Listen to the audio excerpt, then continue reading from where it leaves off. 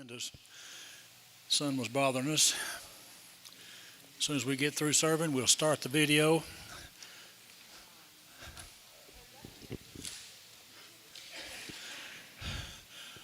Let me share a couple of things with you about it just to kind of help you in the study tonight.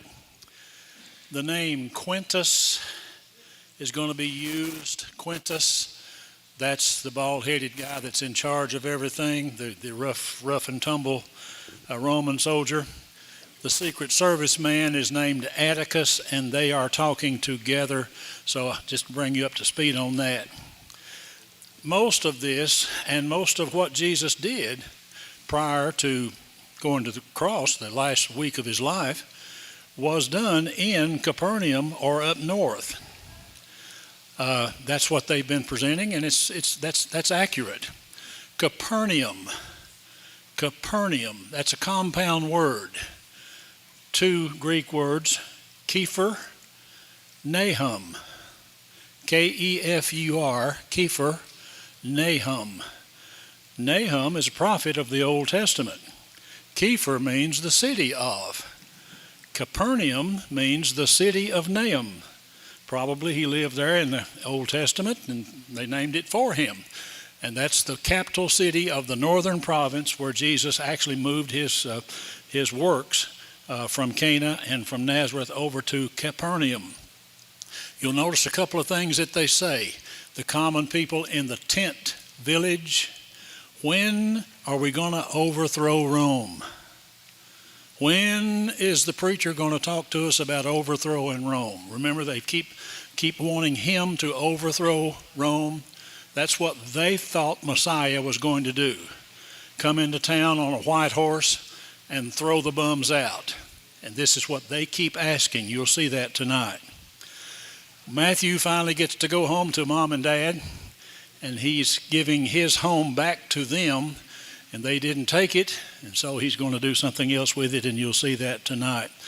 That's a very touching scene, folks. That's I hope you got your Kleenex out or your handkerchief or whatever you got, because that's a very touching scene when Matthew goes back to mom and dad to home. They use a word, atone, A-T-O-N-E. What does that mean? To atone. Do what? Make up for? Okay. In the scriptural sense, it means to make up for. To say you're sorry and to make up for whatever it is. To atone. The atonement is Jesus Christ and what he did for us. The atonement is the salvation experience.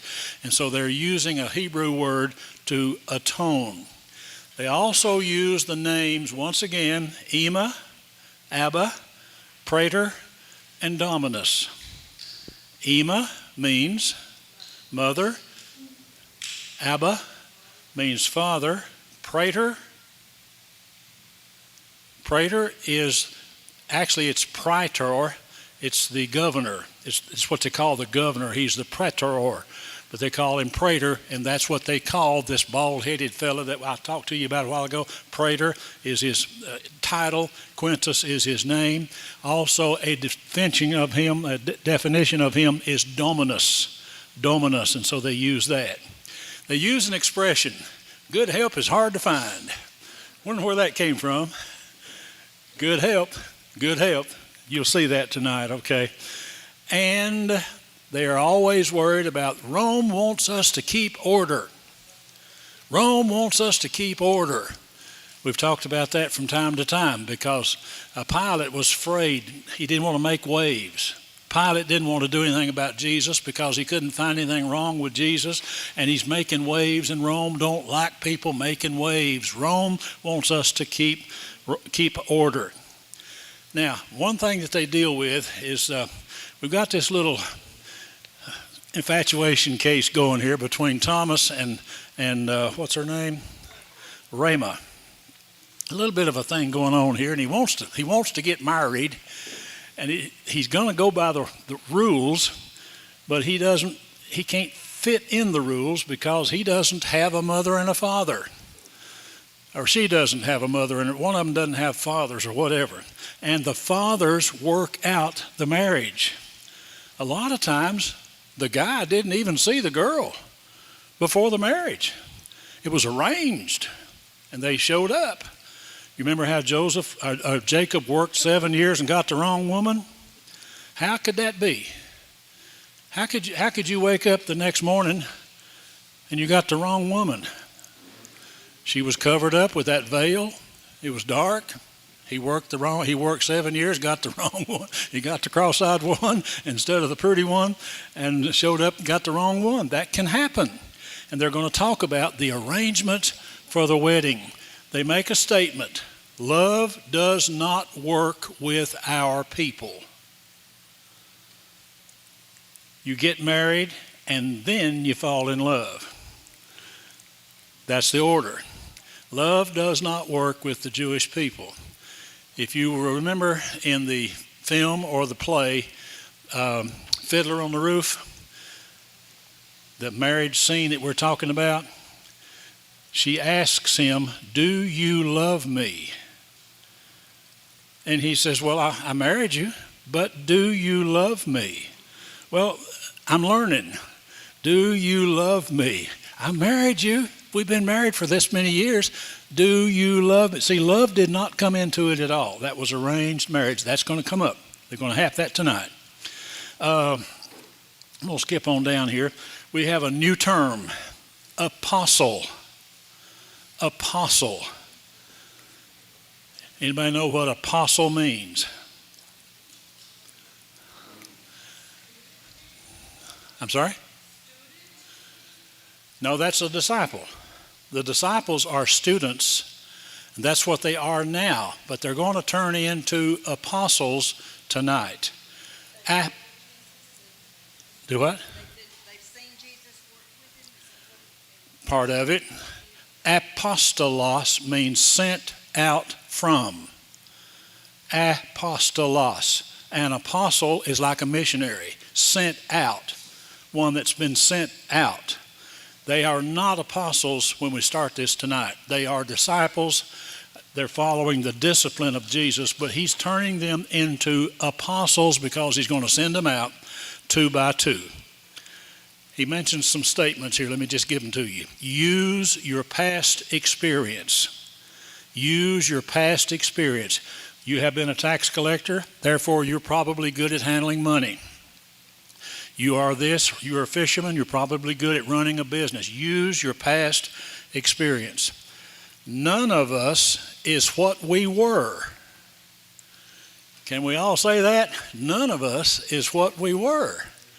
God has taken us where we were, just as I am, and made us into what he's making us. He's trying to make us. He's having his trouble with me. he's trying to make us into what he wants us to be. But none of it, Jesus says this, none of us is what we were. Now, Raymond, you've already fallen in love with little Raymond, the little winemaker, and she knows that he wants to ask her to marry her. Thomas does. And she's leading him on, trying to help him. And he says, "Did you know about this?" And she says, "I can't play dumb forever." What does that mean? I can't play dumb forever. What would that mean in everyday frog pond language? I can't play dumb forever.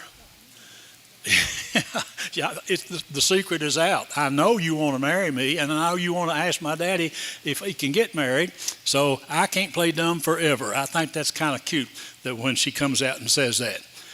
And then the last statement that they say is, "This is what we signed up for."